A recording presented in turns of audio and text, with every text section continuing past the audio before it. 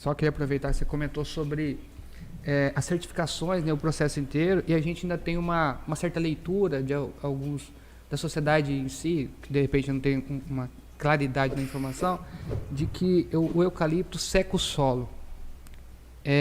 Os grandes maciços de eucalipto, ele tem esse poder de secar o solo. Por exemplo, nossa região tem o aquífero, né? Quer dizer, o Brasil, boa parte do Brasil tem o aquífero. Né? Como é que é isso, cara? Na verdade, a gente ainda tem alguns mitos, né? As lendas urbanas. Algumas lendas, e é legal a gente ter essa conversa, até porque esse é um tema que é importante a gente conversar sobre ele, né? Lá na década de 30, 40, que começou esse ruído, o mito poxa, o eucalipto ele é um cultivo que seca o solo, né, o tal do deserto verde, que às vezes hora ou outra a gente ouve falar. Isso, ao longo dos anos, né, nós estamos falando de quase 100 anos que já está evoluindo, que o setor tem evoluído. As informações estão chegando. Mas vamos pensar assim, por que surgiu? Porque em algum momento lá atrás a questão não era muito bem conduzida. Hoje a gente tem um manejo florestal totalmente regulado e seguindo as melhores e maiores práticas de mercado, né? Então a gente tem empresas especialistas do setor agro, do setor florestal inclusive, que vem, valida e inclusive certifica o nosso modelo, né? Você comentou aquela hora do corredor ecológico, isso é algo que há alguns anos atrás as pessoas nem imaginavam, né? Aquele cara que produzia e jogava o resíduo dele da fábrica no rio, não muda, não tem mais. Quer dizer, o corredor é aquela coisa que vai interligar os biomas.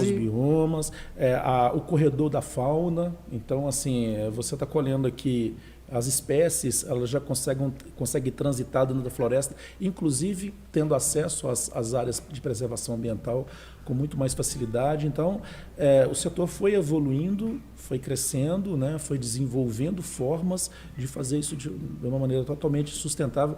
Isso é público, né? Então, por exemplo, se você for lá e ver o nosso relatório de sustentabilidade, qualquer um que for lá no nosso site consegue baixar o relatório de sustentabilidade. Mas aí tem algumas questões técnicas que são interessantes, né? Por exemplo, quando a gente colhe o eucalipto, que a gente descasca, às vezes a gente não tem a dimensão do quanto que isso é legal, né? Assim, você colhe, você descasca em campo.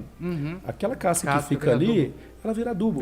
E além disso, né, no período dela de decomposição, vem a chuva, ela amortece a chuva, ela vira um colchão de umidade que mantém o solo mais úmido. Ela evita a erosão, né? Porque a chuva escoa com menos velocidade, a água da chuva. Melhora a vazão das bacias, né? Porque o solo está mais encharcado, está mais infiltrado, então a água desce com mais facilidade e aumenta o bioma, né? O bioma, a biodiversidade. Tem aqui em Três Lagoas, hora ou outra a gente acha algumas espécies nas nossas áreas de preservação, até na nossa área de eucalipto mesmo. Você fala assim, poxa, a gente achava que isso estava em extinção e aparece, né? Então, só para a gente ter um pouco da dimensão do como que a gente costuma falar, né? Fazer da forma certa dá certo e dá resultado. O manejo mesmo é a ideia, né? Você saber trabalhar em cima daquilo ali de forma em que amanhã você não vai ter mais prejuízo, porque no final das contas, se vocês também não cuidarem, amanhã vocês vão ter madeira, não vão ter estrutura, então tem uma... Exato. Pra você ter ideia, quando a gente faz ali um arrendamento de terra, ou a gente entra numa propriedade nova, mesmo que não seja da empresa, tem todo um cuidado de restabelecer. Às vezes você pega uma terra que já estava em condições talvez mais difíceis ali, né? E tem todo, porque a empresa tem um baita know-how nesse aspecto, né? É ciência, né? Poxa, a empresa nós falamos aí, nós descobrimos o eucalipto a celulose do eucalipto. Então, assim, tem uma baita desenvolvimento técnico, tem muita inteligência por trás disso, tem muita competência, muita gente estudando, né? Então, quando você vai entrar numa área, se a área tem algum tipo de degradação, tem todo um preparo antes, tem todo um cuidado, até porque nós plantamos árvores, né? Então a gente precisa que essa árvore, que seja um cultivo, assim como a gente cultiva o milho, o café, o feijão, seja rentável e sustentável. Exato. Também é por isso que você falou do corredor dos biomas ali, é por isso que às vezes a gente vê ali, por exemplo, já mais perto da fábrica, a gente vê avestruz, a gente vê às vezes também vem o tamanho da bandeira. Então tem isso também nesse corredor que você falou. Sem dúvida. Isso, né? E tem um detalhe que é interessante, né, que que a gente não vai perceber. Três Lagoas é quente. Mas a floresta ela traz um alívio térmico. Né? Ela está ali absorvendo carbono, né, soltando oxigênio. De alguma forma ela está fazendo uma troca. Ela traz um alívio térmico. Claro que a gente está numa região muito quente, às vezes a gente não tem essa dimensão, mas tem esse ponto. E além a gente tem que lembrar que o nosso negócio, o nosso setor é agro. Então, e quando a gente fala que ele é agro, né, que a gente pensa qual o negócio da indústria que é carbono zero hoje, carbono negativo. Né? Ou seja, a gente captura mais carbono da atmosfera do que efetivamente a gente emite para a atmosfera. Então o setor de celulose, eu não estou falando só da Suzano, o setor de celulose, ele tem essa característica também.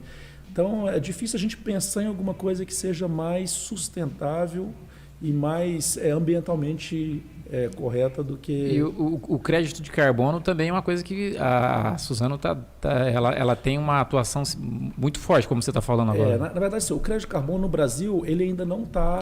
ele ainda não está assim... não está estipulado o formato. A gente sabe que em algum momento a gente vai conseguir legalizar a forma de fazer. Né? Então, vamos falar assim, se a gente quiser hoje ter algum tipo de retorno com isso, a gente ainda não consegue. No Brasil, não. Mas em alguns lugares do mundo validação, já tá. sim, né? Certificação. Só que isso é questão de tempo. Daqui a pouco a gente já consegue, de alguma forma, padronizar, amarrar como vai ser o conceito e esse assunto evoluir. Né? O último evento que a gente teve na Europa para falar sobre isso, foi até, na época, o ex-ministro Ricardo Salles foi lá com bastante empenho para tentar trazer essa formalização para o Brasil, mas ainda não tá fechado. Porque ela entra como uma troca, tipo, quem emite tem que comprar de você. É um mercado de carbono. Vai ser um mercado de Porque carbono. eu vi um papo que, se eu não me engano, boa parte, aí é aquela coisa, rádio peão, desconsidere, como a gente sempre fala, se a gente falar alguma besteira, mas eu vi um papo que boa parte da lucratividade da Tesla tá na base dessa coisa de energia limpa, ou de que tipo a frota que eles têm não emite CO2. Então, eu não tenho informação eu também fiquei meio... técnica, né, prática, mas é provável, porque o mundo já está praticando isso. Né? Então, imagina, quando isso chegar de vez aqui. Vai ser bem legal. Né?